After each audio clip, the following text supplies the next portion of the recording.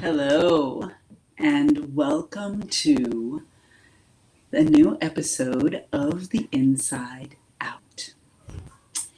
This is an afternoon or a moment where you get to meet the person behind the persona of an artist, whether it be a musician or a vocalist.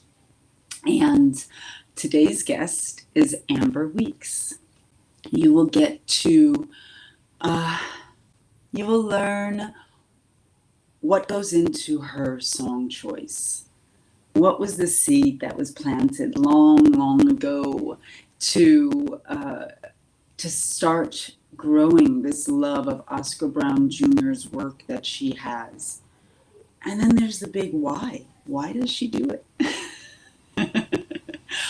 All of those questions and a bit more are answered in this episode. So I'm going to get things started.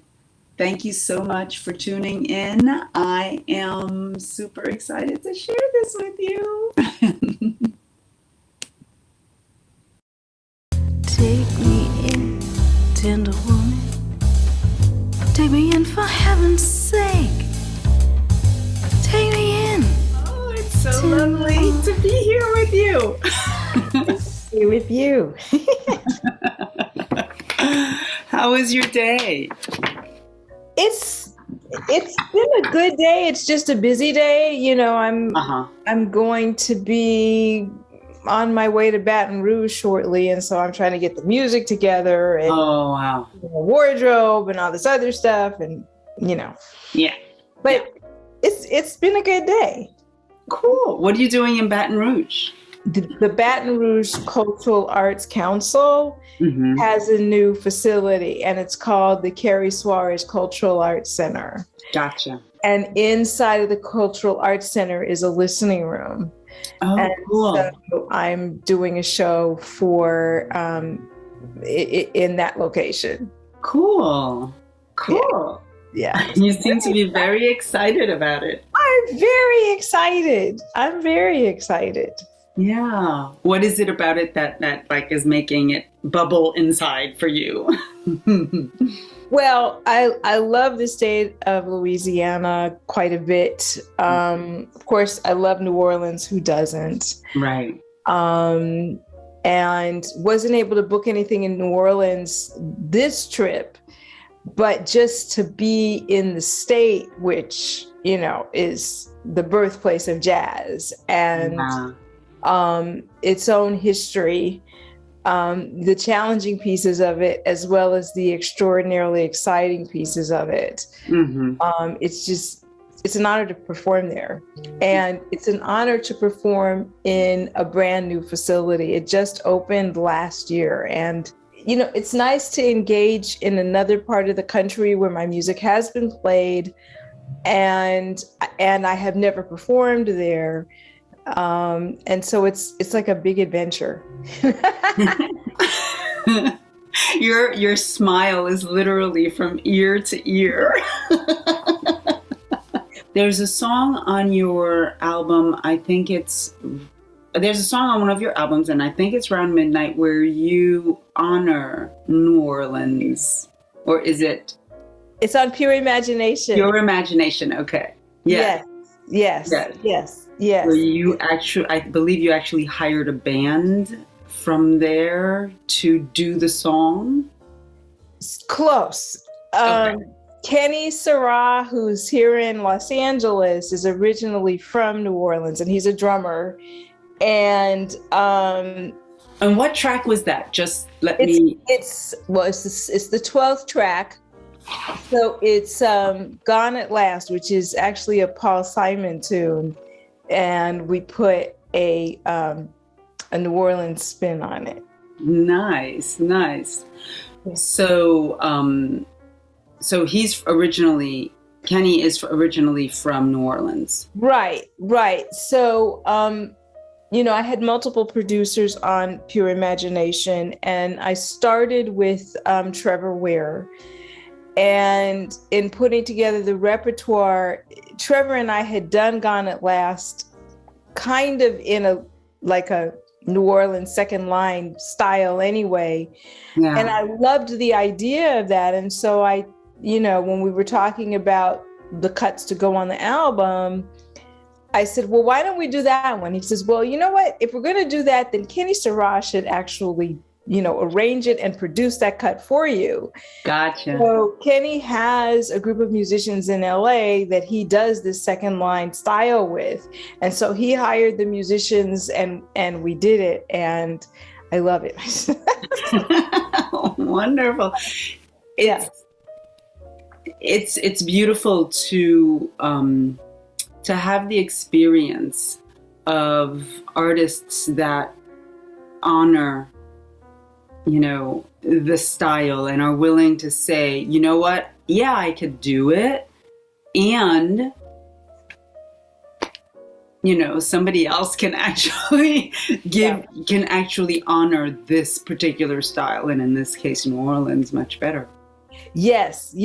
And I had just come back.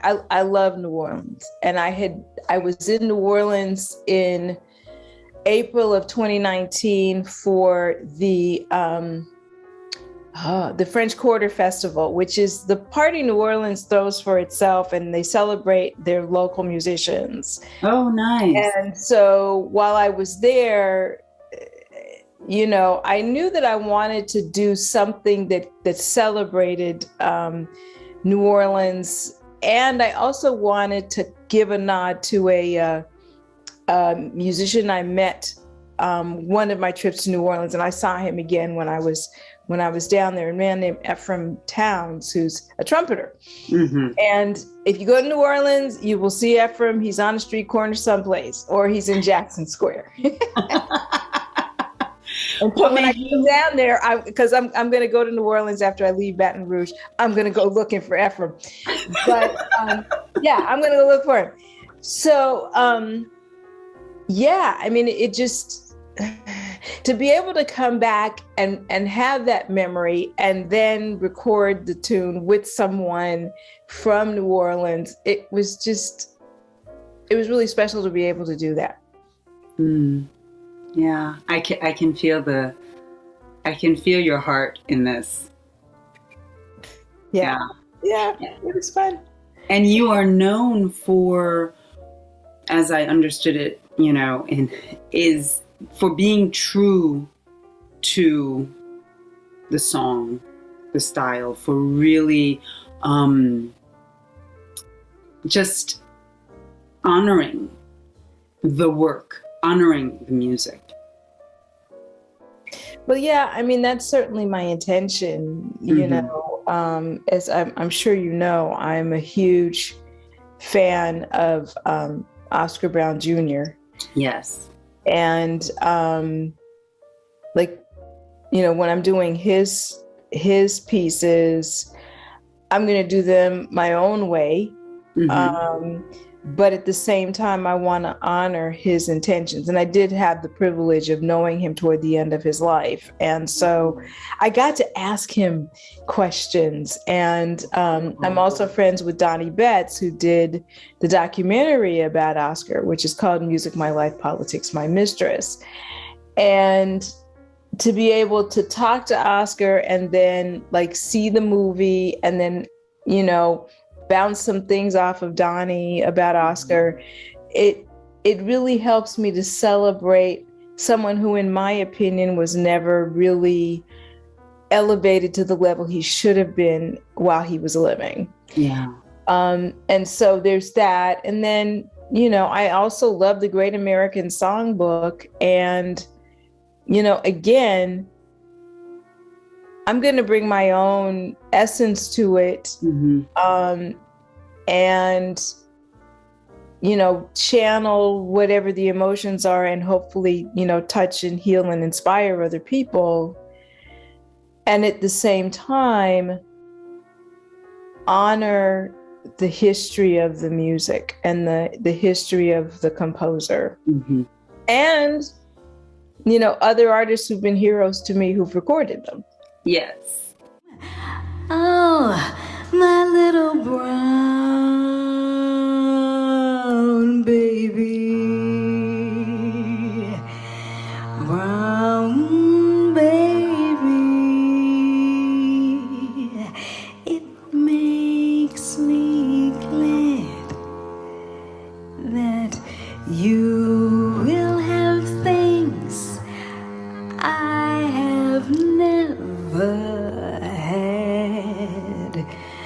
when from men's hearts all hate is heard, you're gonna live in a better world, brown baby.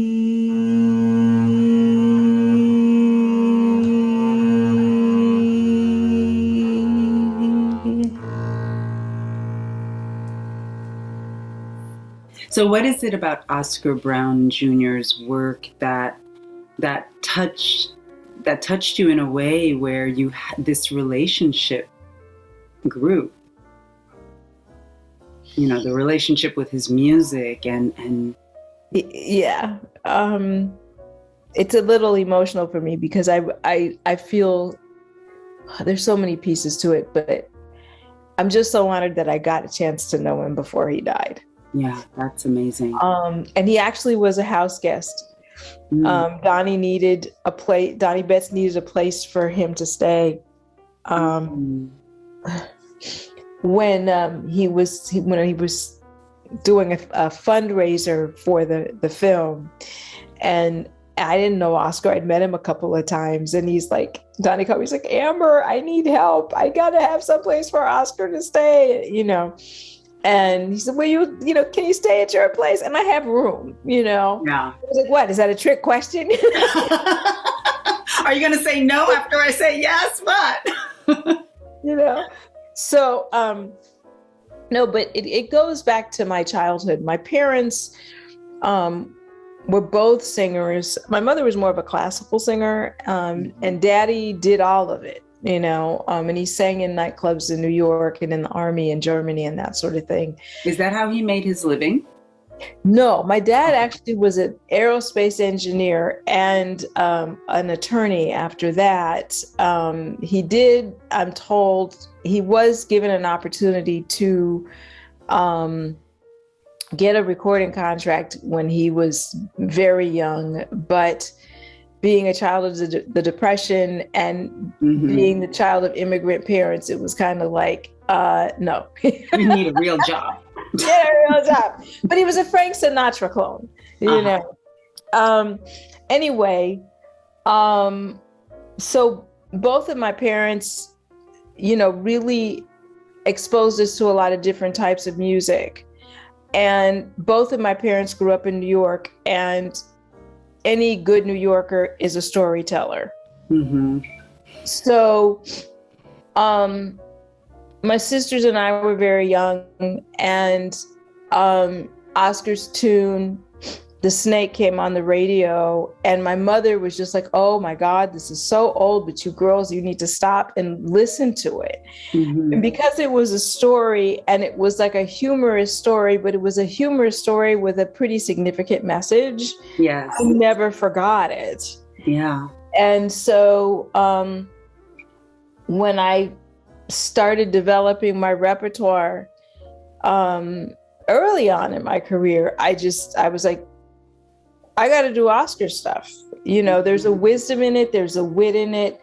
There's a sense of really acknowledging various pieces of the human condition that his poetry and his humor really speak to.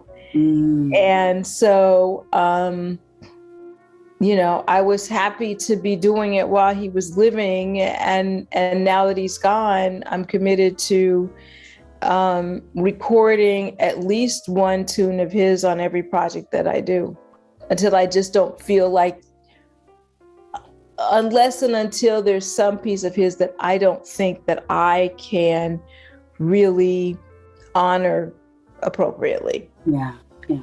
And you do The Snake on pure imagination. I do.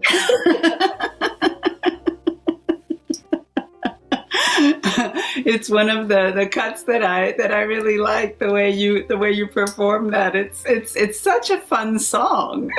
Oh, I think it's obvious. I have a blast performing it.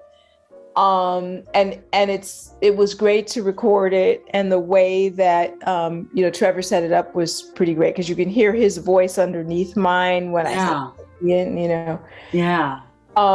And when I perform it live, the audience, if they've never heard the song before, they really like they remember it, you know. Yeah. And it's like, oh my God, did you write that song? I'm like, no, the song is different than I am, you know.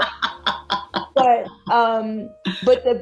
the people who have heard me, they wait for that song. You know, it's like if I did a show and I didn't do that song, somebody would throw something at me.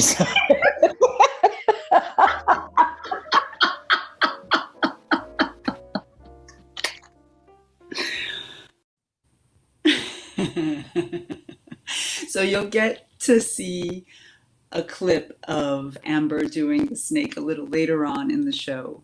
I just love what she shared, and the song that she performed, Brown Baby, in this first part of her interview is an Oscar Brown Jr. song, and I just love the emotion she brings in it. You really get the sense that she is speaking to a little baby and pouring all of her hopes into that child. And I love how she was able to realize something that her father wasn't able to do out of obligation and become a performer. It's an amazing thing how life ends up, bringing you down a path, that is part of your heritage. So here is part 2 of Amber Week's interview. Here we go. Your grandparents owned this luncheonette on Sugar Hill, and my impression is that even though you never were there, the stories you heard and everything, I feel like that that marked you and created this interesting kettle from which you could draw inspiration for your music. Oh yeah, for sure. Absolutely.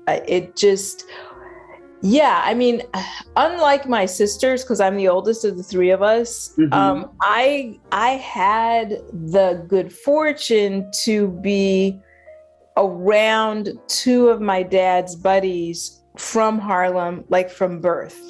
Because I guess like right after my parents got married, they moved into this 4-plex, and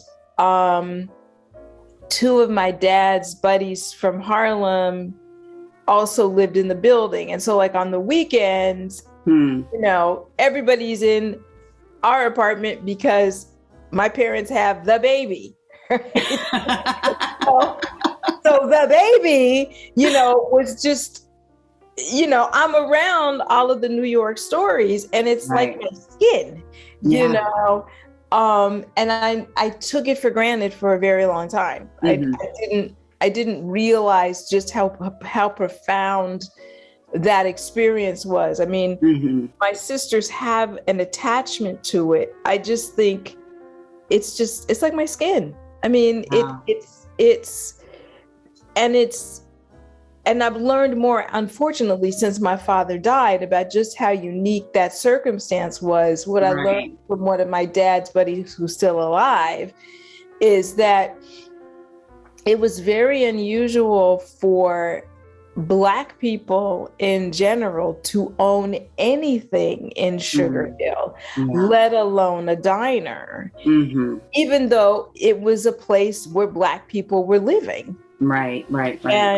And so it was a gathering, and it was open 24 hours a day, 7 days a week, 360 days a year. And so this was a place where Black people in Sugar Hill came to, have a bite to eat and to engage, with other Black people who were, like-minded. Yeah. So, yeah. It's context is everything, and sometimes we don't, realize. My parents are from Haiti. They moved to the United States after my brother was born, I was born in 68, and there's a moment in time when I stopped and thought about that. I was like, wait a second. They came from a country, they moved because they had to, because of the political unrest, from a country where they were well regarded to a country where the color of their skin was not necessarily well regarded. Yeah, because that's the decision my father's parents made. Yeah. Same one. Mm-hmm. And your father is from? My dad was born and raised in Harlem. My father's from Barbados. My father's brother's from Jamaica. Yeah. It's a huge decision. And so in Round Midnight Reimagined, the song Hazel's Hips, which is, I think the first track. It is. And it paints such a, once I understood, once I got the backstory, I was like, well, that paints such a vivid picture of what your grandparents' luncheonette might have been. Yes, exactly. And of course, it's an Oscar Brown Jr. tune as well. Right. Two birds with one stone, right? Yeah. I mean, again, I already knew Oscar's music. And then when I was doing my research to start adding his material and I heard Hazel's Hips, I was like, oh my God, this is, the story of Sidney Poitier and my Aunt Dolores. Yes. Yeah. And so it was perfect. And in putting it together for Around Midnight Reimagined, Mark Cargill, my current producer, mm-hmm. he said, we got to put some diner sounds in there. So, great. That was, and it was brilliant because it's like I can almost close my eyes and see the diner, and, see Curly, my dad. Uh-huh. What was his nickname? Curly. Why was his nickname Curly? Because he had this. Oh, okay. Gotcha. Makes sense. Yeah, I've got it a little straight today, but my hair is curly, like my dad. Got you. Oh my gosh. Yeah, I really enjoyed Round Midnight, and that is an album that you had put out previously, and then you decided to remaster it. It's more than just remastered.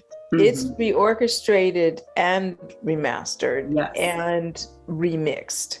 But yeah, there's new orchestration on it. Mark Cargill is a string arranger, mm-hmm. and he's Lady Gaga's concert master. Gotcha. And he writes a lot of string arrangements you'd recognize, like for Dancing with the Stars and that sort of thing. So among other things, he did add strings to it. There's some other choices that he made with regard to the length of some of the songs. Mm-hmm. And he did put, I'm trying to remember what else, but there's other instrumentation that he added. Mm-hmm. With the shutdown, we were going to do another project, and we couldn't start from scratch. So we used something from a promotional album I did some time ago. And we revived it and remixed, remastered, and reorchestrated it. Yeah, it's I think Hazel's Hips is my favorite tune on that album. I don't blame you. Yeah. I don't blame you. Yeah, it's I tend to be a storyteller as well, and it just paints this amazing picture. And like you said, I mean I don't even know the stories, but it just throws you right back to that time.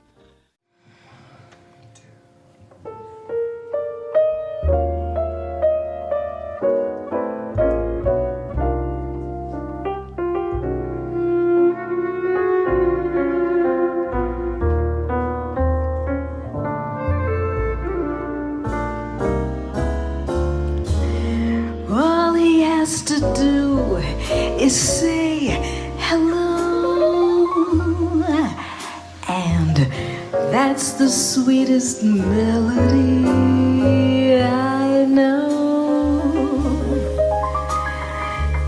The sound of angels singing soft and low. When he makes music, his laughter is an echo in the breeze that hushes larks and thrushes in the trees. And comes the wave that rushes from the sea. When he makes music, anytime he breathes a sigh, a symphony begins.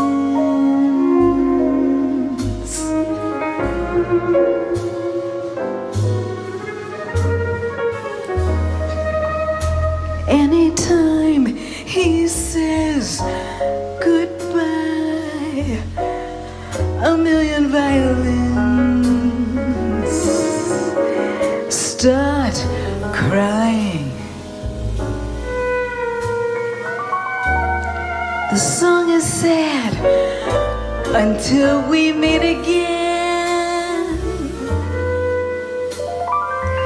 We kiss, and then the song is sweet again. But whether he is far away or very near, he makes music only I can hear. Mr. Mark Gargale.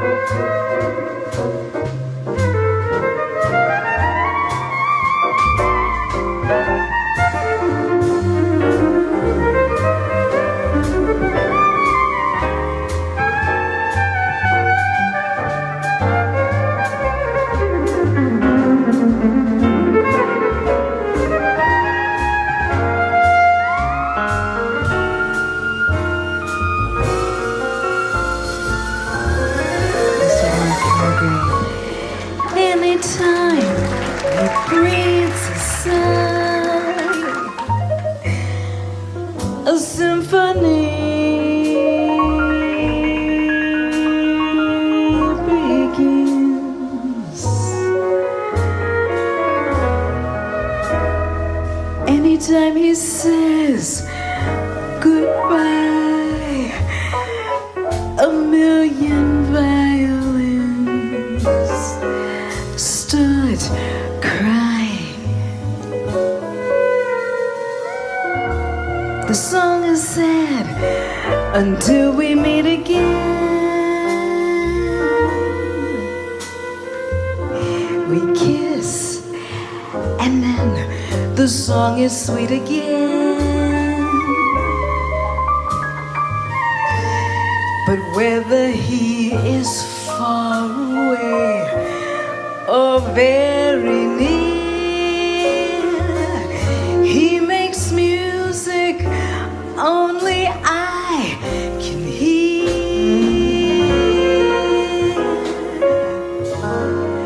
He makes music only I can hear.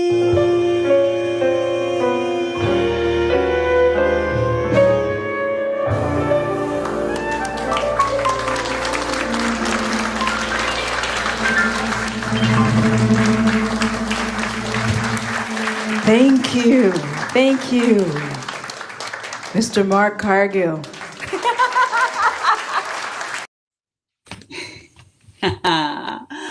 Oh my gosh, that laugh that she does after the song. I have done that a few times. There's just this thing about, doing a very emotional song, getting into character and delivering it just the way you want to deliver it. And you can see at the end where like she takes a moment and she's just inside of herself, and then she comes out and there's that laughter. And for me, at least, I don't know about her, but for me, there is a certain joy of, wow, I was able to deliver the emotional story, be honest in this delivery. And I just love that that rendition of when he makes music. She floors it. I mean, she floors me. I don't know, what's the expression.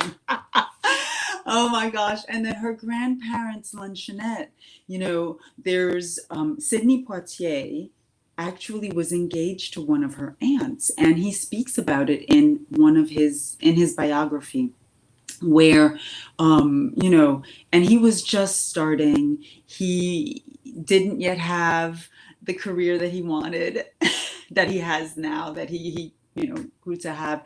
And her aunt's parents were like, oh no, like you need to be with somebody that has a much more stable position. And whether it be her father or her aunt, certain decisions were made because security was much more important. Life. Life. Well, here is part 3 of Amber's interview. I hope you're enjoying it. I am here in the background. If you have any comments, any questions, feel free to ask them in the chat room. Here you go. And there's another thing about, your work where you have you practice the art of leaving space for the songs to breathe. And I really, really felt that with the song It's All Right With Me on Pure Imagination. Oh, thank you. You're so welcome. But it's a song that people tend to do and give it, this certain amount of energy, and I've done it that way as well. And then hearing your version where you give it this space, it's like it was a totally different song. Oh, wow. Thank you. So, and it goes back, it reminds me of something you said that you love about jazz, is that jazz gives a person, even though the songs have been done by many people, it gives a person the opportunity, or it offers the opportunity to make every song your own through your own interpretation. Yeah. Yeah, absolutely. Absolutely. Yeah. Yeah. And I do like giving songs room. It kind of makes the musicians crazy because they're used to somebody doing, I'm like, no, I'm going to take my time. And it's like, you can go 10,000 miles a minute. I will catch you. Right. But I'm going to catch you in my time. Good for you, girl. So that makes me think of, another question, which is, the relationship between the musicians and the vocalist. As far as my journey is concerned, I've journeyed to a place where I am now comfortable in expressing what I want, rather than thinking, oh, this is how they're playing and this is how I have to sing. So what was your journey like in that regard, to get to the place where you're comfortable saying, you do you, I'll do me, and we'll end together. Don't worry about it. Well, it's a combination of things. Some of it because early on I will say I was very tentative, and it's like whatever the musician said, that's what went, No. But training has helped that a lot. And reinforcement of that training has helped that a lot. When you say reinforcement, what does that mean? So as an example, when I was very young, I took a singer's workshop with Phil Moore, who's been gone quite some time. Mm-hmm. And in there, it was laid out, it's like the musicians are supposed to follow the singer. Vocalist. Yes. Right. Now, they said that, but I was young, right? So it's like, this is what they're doing, and I'm going in that way, even though I'm not feeling it. Right. Right. But just over time, as I started to get more experience, I started to realize that my purpose is to bring the emotion to the words. Right. And if I'm trying to catch a speeding locomotive and, I'm out for a stroll, it's not going to work very well. And I'm not going to get the lyrics out, and I'm not going to be able to tell the story that I need to tell.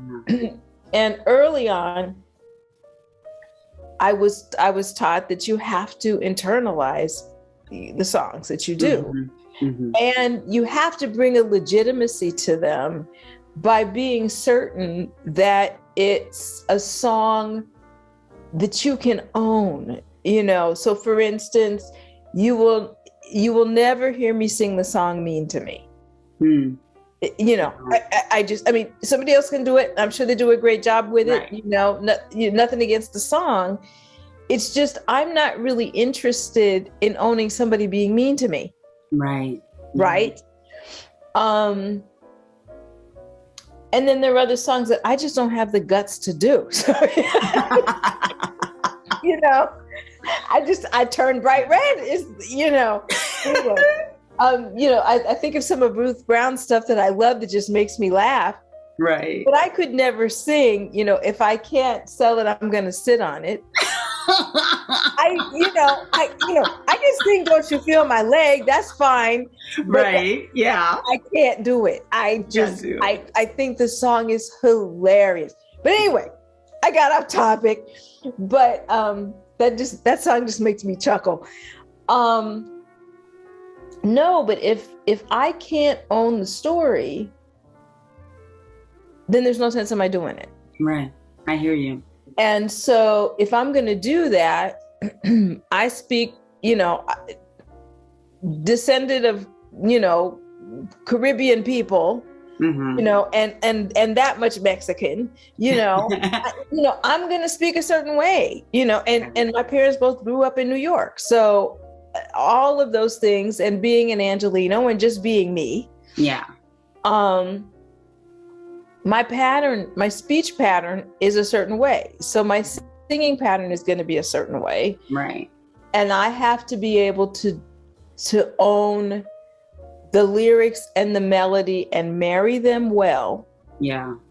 So that I can deliver to people something that's going to move and touch them. Yeah. Something that is honest. Yeah, exactly. Yeah. Exactly. And it's my story to tell. Right. Yeah.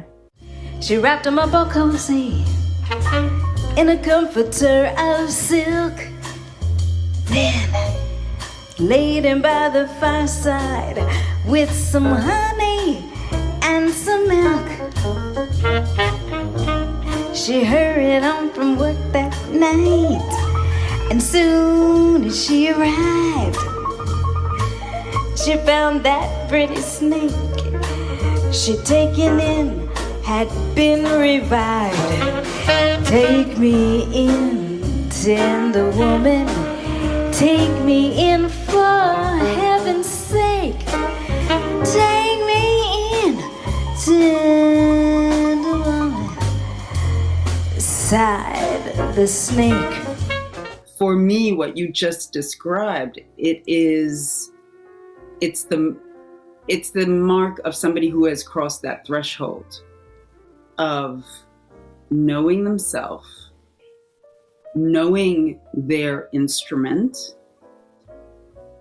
and knowing when to push and when not to push, and being honest with your delivery. I think that's when you do touch people. Yeah, I agree. There's something else that you brought up in another interview that I wanted to ask you about, that I'm curious about. You spoke about the divine healing female energy, and how that plus and music are, intertwined. What did you mean by that? Oh, wow. That's so hard to put into words. So when I am expressing my best self, Mm-hmm. which is not every minute of the day. No, nobody can do that. I don't know that the Buddha can even do that. So my intention is to be a source of divine healing energy. So being a nurturer and somebody that people can find comfort in my presence, and being like a conduit for people transitioning into being their best selves, and just being able to kind of put a salve on a wound, somebody's wounded heart. And I say that music can do that. And my hope is that the way that I deliver the music provides that to people. I deeply care about people, even people I don't know. I'm one of those individuals that they talk about who has like a high sensitivity to somebody else. I'm highly empathetic. And it's one of the reasons why I don't watch the news all the time, because it's just too painful to watch. Yeah. I keep myself informed, but I find other ways to do it, because it hurts too much. I see myself as someone who's there to be there for other people. Like through music, I can give perfect strangers a hug, or let them know that they're not alone, or that they're not the only one who's had a broken heart, or they're not the only person who's been in love, or, not like their experience doesn't matter, but that it matters a great deal, and that it's part of the human condition, and that I want to provide them with another way of feeling the emotions that they're feeling, or processing the feelings that they're feeling. Beautiful. Thank you. Sure. Thank you. Is there something that you would say to your younger self, like having had the journey that you had, as an artist, in my journey, there are moments where I have just wondered, what the heck am I doing? And, and moments when I'm not selected, or, and in those times when my self-esteem was really low, and did you have times like that? And if you did, knowing what you know now about the journey, what would you tell your younger self?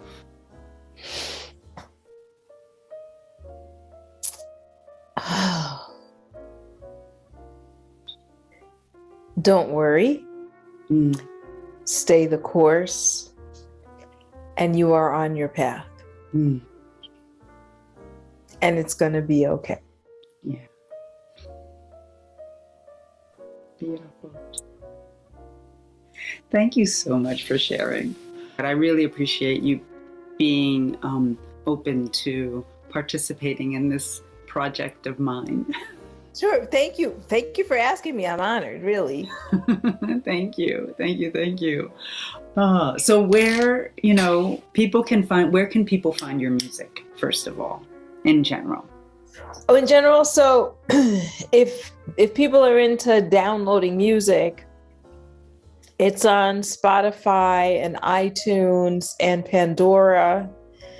I believe you can even ask Alexa for it, but I'm not 100% sure about that. You can buy all three of the albums that I put out since 2020 on Amazon if you want hard copies, also through CD Baby. Mm-hmm. And of course, on my website, you can access any of the albums through, if you want the hard copies. What's your website address? It's www.amberweeks, and it's WEEKES.com. Okay, cool.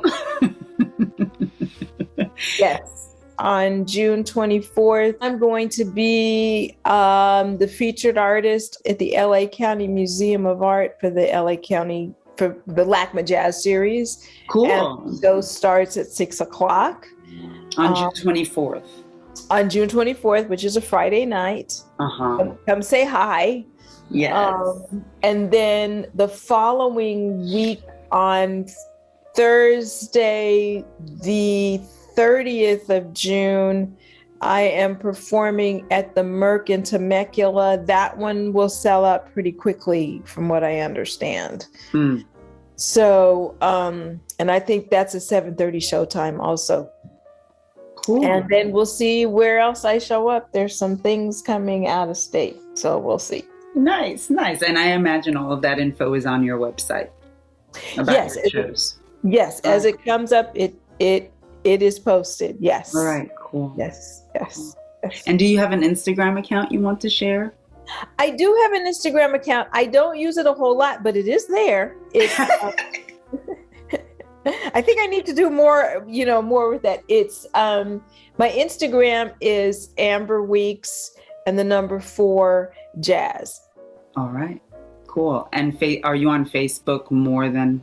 I'm more on Facebook. Yeah. Okay. All right. Yeah. And that's Amber Weeks. Amber Weeks. Yes. There's a my regular Facebook page, and then I have a fan page as well. Okay. Cool. Again, thank you so much for sharing your story and for sharing your art and your craft and your gift, because it is something that heals.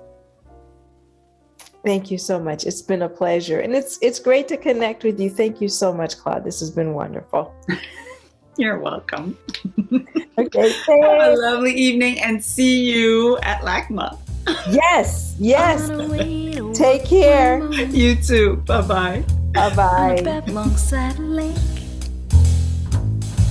a tender-hearted woman found a cold, half-frozen snake. She saw his pretty skin had been all frosted with the dew. Poor thing, she cried, I'll take you in and I'll take care of you.